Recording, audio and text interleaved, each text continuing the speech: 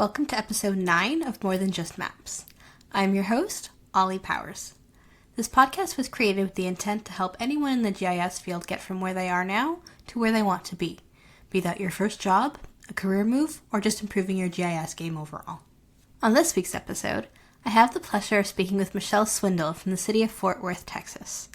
We talk about Michelle's non-traditional path to GIS and what it was like to go back to school after she thought she was finished with higher education. We also get to hear about what it's like to be a civilian GIS contractor in an active war zone, and how that environment comes with a whole host of unique challenges. And now for part 1 of my interview with Michelle Swindle. Welcome back to another episode of More Than Just Maps. On this month's episode, I have Michelle Swindle, the IT GIS manager from the city of Fort Worth. Hey, Michelle. Hey, how's it going? It's going well, surprisingly, during this crazy time right now. A little bit, yeah.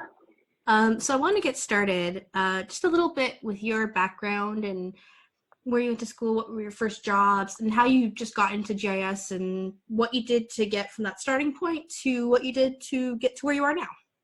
So I started out going to TCU, Texas Christian University, downtown, down in the heart of Fort Worth. Graduated from Midland Lee in West Texas.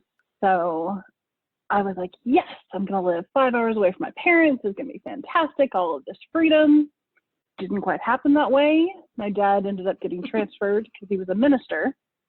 So he was at University Christian Church, literally across the street from TCU. So instead of living 5 hours away, I was more like 15 minutes away. So not what I'd intended. Switched my majors a number of times. And my junior year, I ended up getting into a major car accident. So I kind of muddled through it and ended up dropping out and went through a few different job hopping through that. Did insurance brokerage agency for a while, ended up in accounting for a little bit. I was a nanny for 2 kids for 2 years. And then a friend told me about Fort Worth ISD, that they were hiring student records. So I was like, sure, why not? Started there. I had a boss who was really adamant about the injustice on how new schools were built in Fort Worth. He was like, there's too much bureaucracy. It needs to be resource oriented. It has to be based on what we need and demographics and what's where. So I was like, okay. So he found this software called Davis Demographic, did some research into it. I was like, this is really cool. It does school site selection based on demographics and of race and age and income and its distance to other elementary schools and everything else in the area. So he ran up to Flagpole, went through all of the hoops that you have to purchase new software at Fort Worth ISD. And we were able to secure 5 training licenses. So 5 of us went down to San Antonio, and I found out about Esri. I was like, what is this? The first day of training, it was me, Mike Naughton, my boss, and 2 other people from research and student record information. And so after the first day of training, me and Mike were like, this is amazing. I was like, how can I do this full time? How can I just immerse myself in whatever this GIS stuff is? So we started looking around, and since they were bringing that software to Fort Worth ISD, it wasn't necessarily going to be in my department. And to be able to start using the software, they wanted somebody who had a degree already, and preferably somebody who had training in GIS. So I was like, okay, where can I find this? So that's when I found UNT's program. I went through the whole thing and applied and went up to UNT campus and met Dr. Opong, hit it off with him, and then he took me over to see Bruce. And for those of you in DFW, you know that Bruce is kind of a founding father of GIS. And so I told him my whole spiel, and I said, I want to graduate as soon as possible because I want to start using this software that I'm in love with and go back and work for Fort Worth ISD. And he said, why? He said, if you love it so much, why would you want to rush through it? So based on your Esri training, yes, you could fast track this and skip the intro 1 and ArcGIS intro and 2, but is that something you really want to do? He said, if you love this so much, why not immerse yourself in it and find the other facets? Figure out what else you can do with it aside from this one little niche of resource allocation and school site selection, and kind of broaden your scope. I was like, oh, okay, sure. And so I enrolled full-time at UNT, so commuted from Fort Worth, which was a bear in itself. I can But imagine. yeah, UNT's a little bit away from Fort Worth. yes, moved around in Fort Worth.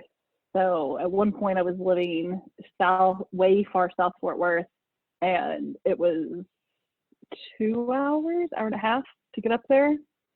And even worse, going there and back in rush hour traffic. I was very lucky that I liked my courses because otherwise I wouldn't have shown up. So UNT made a lot of friends, made a lot of connections, and GIS Day, my senior year, that spring, I met Terry Landrum. She was doing contracting for Jacobs at City of Hearst. So she said that they were looking for an intern. I was like, oh, that'd be cool. Sure, why not? So interviewed, she gave me her recommendation, went to City of Hearst and met with I'm forgetting what her actual title was, but she was essentially the director of public works at City of Hearst. So we hit it off, and she was like, so Terry's contracting to get the stormwater drainage fee, assessment fee project spun up for us, but we need somebody here often to do data entry and do general maps. And I was like, sure, I can do that. Really fell in love with Hearst. I liked it a lot. And I was just kind of a map monkey doing all the GIS things and getting fantastic experience. Anybody that's looking for, like, still in school or right out of school, I highly recommend doing a internship, even if it's just part-time, 10, 20 hours a week at a municipality, whether it's a city or an agency like Tarrant County or Tarrant County 911 or Denco 911 or the other one, NTEC, North Texas Emergency Communication Center over in Carrollton. There's a lot of agencies, and if you're willing to do kind of boring map making, boring carto adjusting, moving out edges and dropping address points, there's always experience for you. After I graduated and was still working at City of Hearst, I was kind of looking for what's next. And I had a friend that I went to UNT with, Anthony Shaheen, and he had moved to Fort Collins, Colorado, and was working for Technographics at the time. And so basically he worked at a map shop where they built the topographic line maps. So the big maps that you can see for USGS and NGA, the 100 and 200 scale. And so it just shows terrain and contours and elevation. And he said that they were hiring. The only caveat was you had to have a security clearance. So I'd never really been to Colorado before, and I did a phone interview and everything seemed to go well. Had to fill out all the paperwork, get my fingerprint, and fill out all the paperwork for the security clearance. Everything seemed to go fine. They said that they were hiring. They only hire like 2 times a year.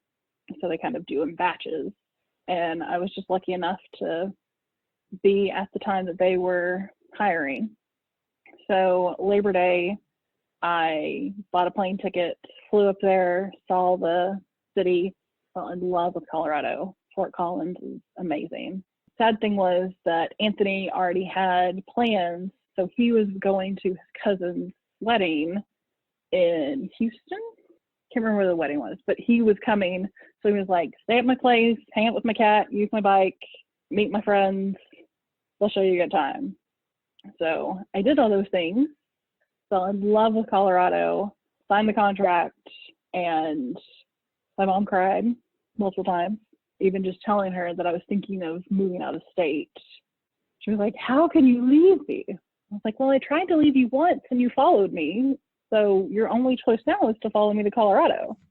Oh my gosh. She didn't laugh. I thought it was hilarious. So moved to Colorado. So my mom is actually Canadian as well. She was born in Calgary. So on her side, I'm first generation American. So filling out my paperwork for the security clearance, I got flagged for being first generation American. So it was within my first week, someone from the DOJ came in and we reviewed it, and I was so nervous. I was like, I swear I answered everything correctly. What did you hear? What's wrong? Are you going to take me to jail? What did I do? Like, no. They just want to make sure that everything's accurate. Do you have all your paperwork? All right, yes. Okay, you already sent in your mom's naturalization papers. Okay, why did she come in? I was like, she was 16. Her parents moved from Canada to California. She didn't really have a choice. And I was like, oh, okay. So it was very nerve-wracking, but got my security clearance, which was really cool. Then after just at a year, Technographics, that location got bought out and they became CACI, C-A-C-I. And they downsized, brought some of people from another shop into Fort Collins. So I started doing contracting work. I ended up moving down to Colorado Springs to live with my cousin and started working at Sanborn. That was just a wealth of knowledge. I learned about hydroflattening and how to generate contours and all of the fun things that you can do with raster data. I ended up working on like 6 or 7 different projects there. Every project was something different. So up until this point, the GIS that you were doing, was it just GIS in general? You weren't in any specific industry yet? Correct. At Sanborn, it was kind of specific. It was still partially generating maps and doing carto adjusting a little bit, but depending on the contract that we were working on, there were specific deliverables that they were expecting. Okay. They were mostly raster and elevation hydro LiDAR data specific. While I was working at Sanborn, my application was still out on governmentjobs.com, one of the big boards, because I had a security clearance. So somebody reached out and said, how would you like to travel, all expenses paid, for this fantastic contracting job in Afghanistan? What? So I was completely taken aback, and a friend who I went to UNT with, Chad Smith, he was in the National Guard Reserves. He was already doing government stuff, and he was overseas already on a stint. And he was like, I'm planning to come back here on the private side. Not a bad gig. Contractors, you typically get a pretty cushy setup. You get hazard pay for being in a war zone. Can usually get a day off. I'm like, I get a day off? He was Just like, one. yeah, it's not that bad. So I hemmed and hawed about it for too long, and they already hired somebody else and didn't think much about it. 3 months go by, and they reached out again. Should have been a red flag. should have been, oh, someone had this job for 3 months and they've already left. Why did they leave? Why am I not asking this question? It was That's an experience for you. Yeah.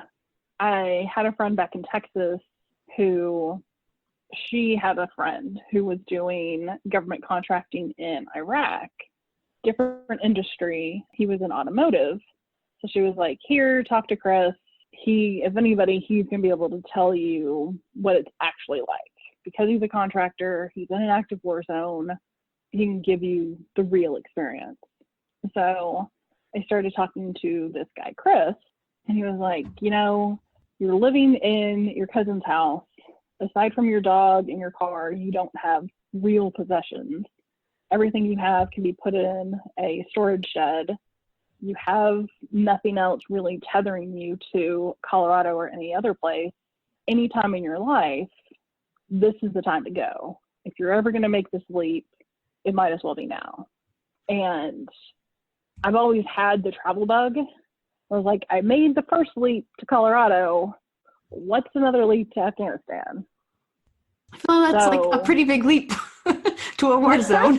People don't normally leap into war zones. Yes, people don't normally do that.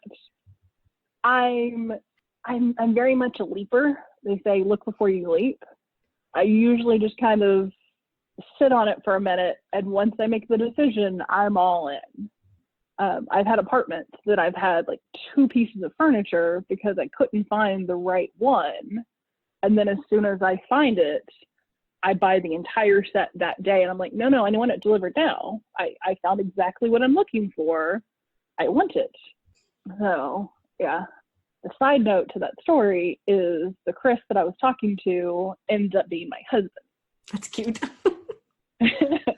Yes. So went over to Afghanistan and came in the middle of the contract. So I was only there for 8 months. I was tasked to build a GIS database of all of the infrastructure within the wire. So what that means is digitize and collect all of the water, sewer, storm, fiber, telecom, and any other infrastructure information that they have inside the airbase. It was a huge undertaking, developing this brand new from scratch database. So I was over in Bagram Air Force Base in Bagram, Afghanistan. It's about 30 miles, kilometers. I forget the conversion. Anyway, it's due north of Kabul, Afghanistan. Because of the contracts that I was on, and being a civilian and being a woman, I was not allowed off base. Well, that must have been fun.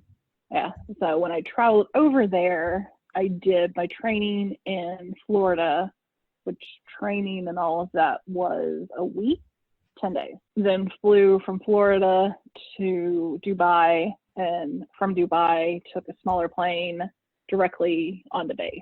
And what was that like living on an air? I don't know that I know very many people who have lived on an air base in an active war zone. I know this isn't GIS specific, but this is just interesting at this point. It was an experience that I'm not sure I'd ever do again, but I'm very glad I did. Okay, fair enough. So, second day in country was the last day of Ramadan. And all through Ramadan, they'd been having firefights. And that night, missiles made it over the wall and actually hit one of the camps. So basically, the base is spread out that you have the runway going through the middle, and then there's Main Street going east and west, and then another street that goes around the entire base. Those are your 2 primary paved roads. Okay. And then there's little pockets of camps, which some of them they call connex. Basically, think of a big shipping container, and they're usually stacked 2 or 3 tall and have exterior stairs getting to them. And then those rooms are divided up, sometimes just with particle board, sometimes just curtains, and sometimes depending on if you're enlisted or contractor or expat. So you're a non-U.S. citizen, depends on where you were living. So most people were grouped by the contracts they were on.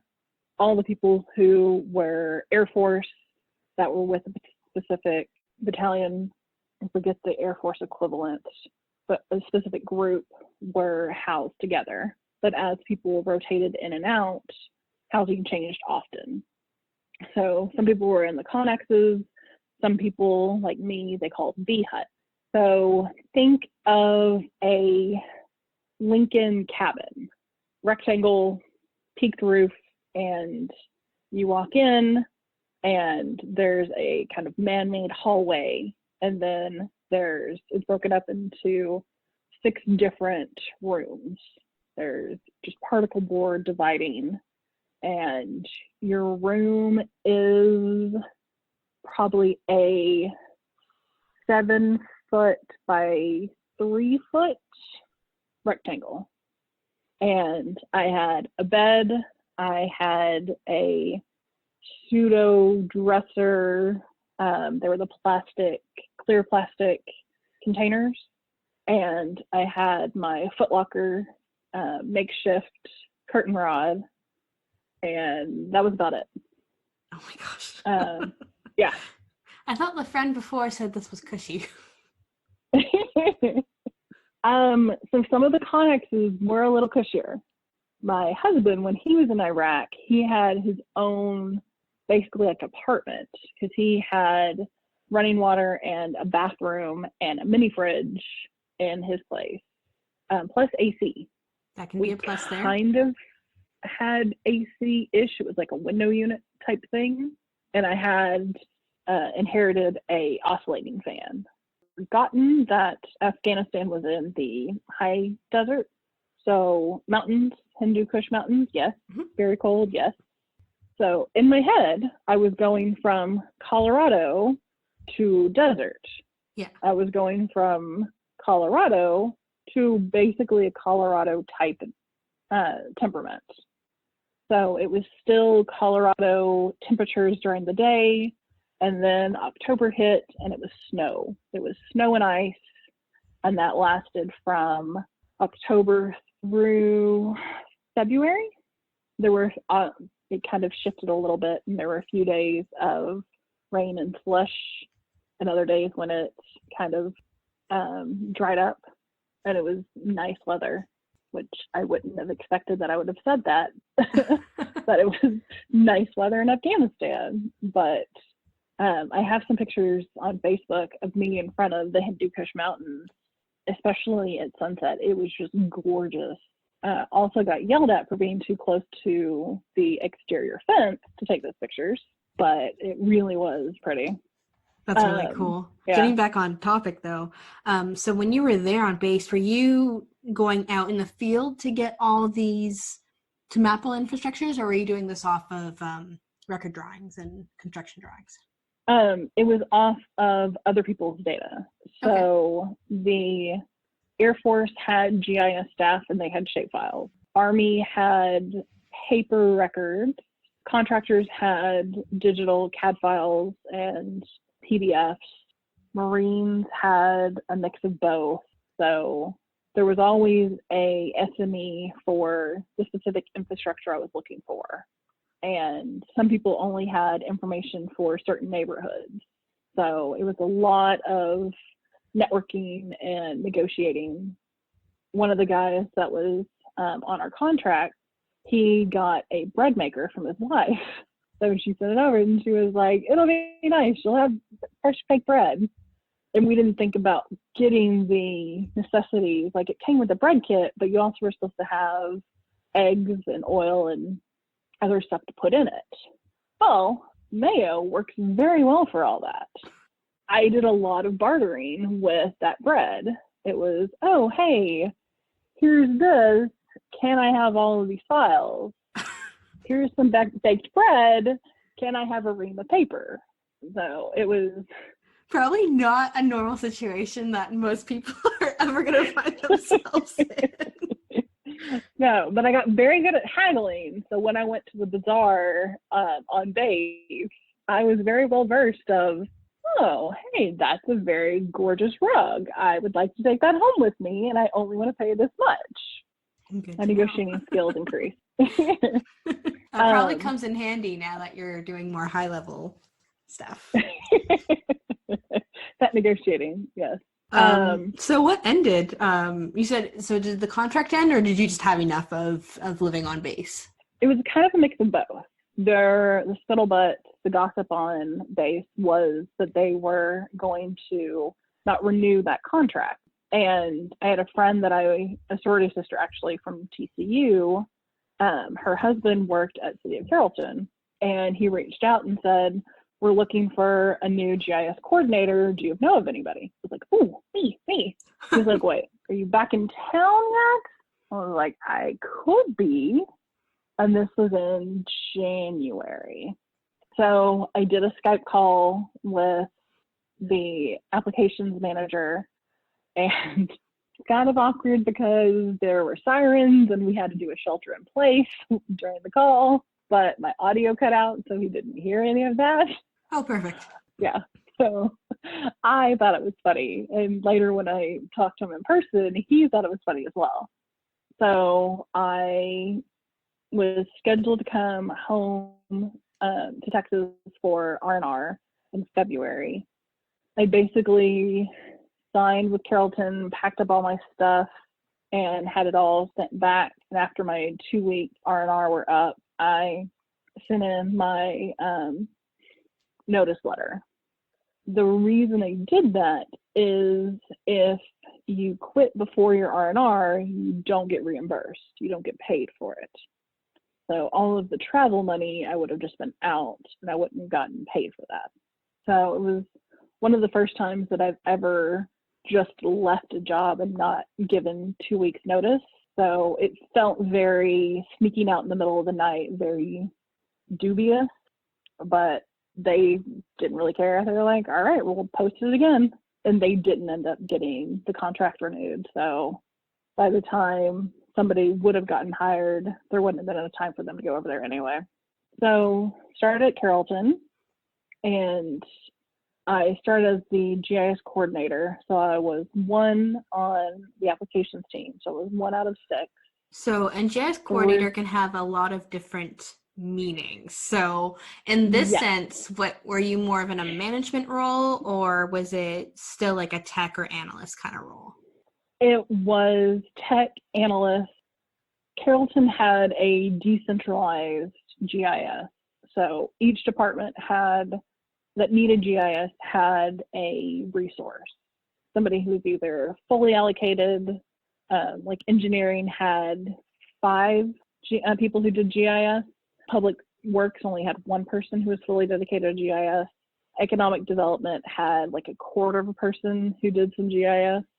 Their GIS coordinator kind of filled in the rest of those holes.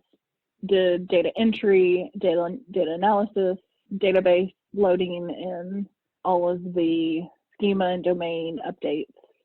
Did kind of coordination of the GIS editors and talk strategic things with them of, all right, do we want to buy cog imagery where people were wanting to buy new software? Are you interested? And for those who are not in Texas, COG is the Council of Governments. Yes.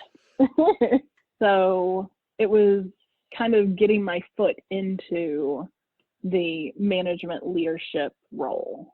That was kind of the first transition from doing the tech stuff to doing the management leadership. And from that, I built a GIS team that we had a entry-level GIS, that was what we called the GIS specialist. And then we had the upper-level GIS, which we called the GIS analyst. Couldn't call them a GIS tech because other departments had their own version of that, and we had different criteria. So everyone that was on my team. All through a contractor, correct? Correct. So back in mid-90s, Carrollton started outsourcing different city services. So they outsourced their waste management, they've outsourced their fleet, and they outsourced their IT. So it initially was ACS that then became, it was a private company that jumped and became another private company that then got bought by ACS, that then got bought by Xerox, that then everything that was ACS came and became Conduent, and then Conduent got bought by Avenue. And it was at that Conduent Avenue transition that I left the city. So obviously when you were at City of Hearst, that was for the city itself. So what was the biggest Correct. difference working as a city employee versus working as a contractor for a city? At Carrollton, it was, for one, healthcare, because Carrollton has in-house healthcare. They have their own clinic set up that all city employees go to, and not having retirement in the form of the TRS system, the Texas retirement system, we had a 401k. So it was mostly the benefits, but the day-to-day itself was the same. Yep. Carrollton was great in, they treated everyone in IT as a city employee. Like when there were city functions and chili cook-offs, we did trail run, 5K stuff, and all of the city hosted events, IT was always included. It was a great experience. It was kind of an extension of just being part of the city. The feeling of that did change as the contract changed. So as we became other people, there was always more levels of bureaucracy and hoops to jump through and finance gates that you had to go through.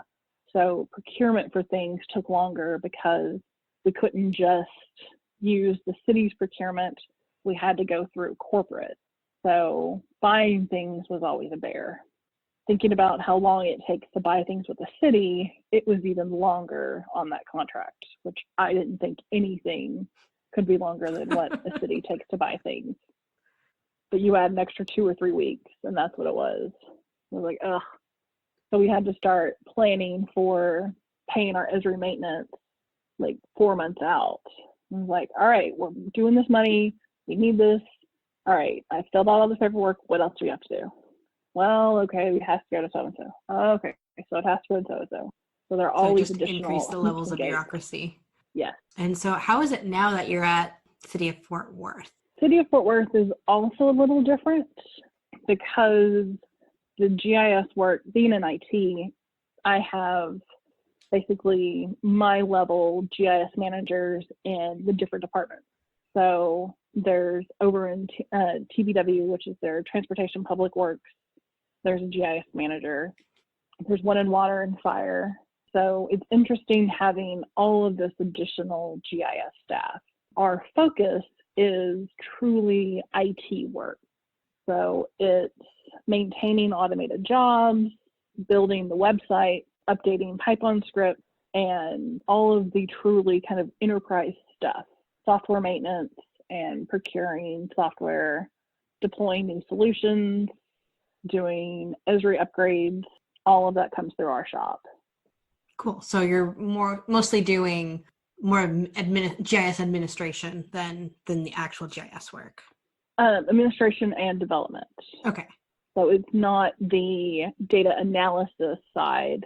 No one on my team, asterisk, aside from one legacy person, is really an SME on the data.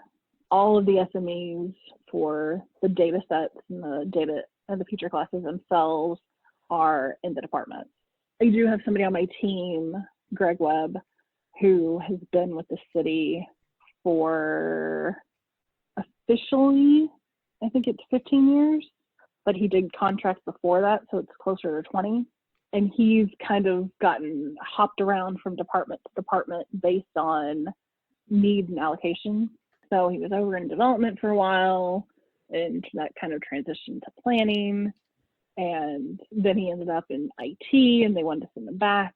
So he's been doing plats and fire letters for 2 decades, basically. He is a registered surveyor. So of all the people Michael at the city, he is basically the SME for all of our base map and land data. That's a big role to fill, especially when you don't realize how much knowledge these people who have been around forever just have sitting in their head. They'll just know things that it's never been written down. They just know. Yeah. And thankfully there is, he basically kind of calls it the Plat Bible. But there's 2 separate documents that talk about how to do his role. They're both written conceptually, because I feel like that's kind of the biggest hurdle for anybody learning Plat coming into my shop, is you expect it to be an IT role, so to be more back-end development and database schema and translation stuff, instead of, oh, what is an easement? Okay, when it says abandon right away, am I adding data? Am I removing data? Thinking about those planning type concepts are the bigger hurdle for people in my shop. So both documents kind of talk about the methodology and the workflow of reading the plat and understanding it, as well as this is the tool you use, this is how you do it, this is what you're looking for. So I was really lucky to come into following Robin Britton's footsteps of having that documentation. That's really cool to hear. Thanks for tuning into this week's episode. Join us again in a couple of weeks for part 2, where we talk about the importance of subject matter experts, Michelle's work with emergency responders, and how you can go from no work to overloaded once your clients realize the power of what's possible with GIS.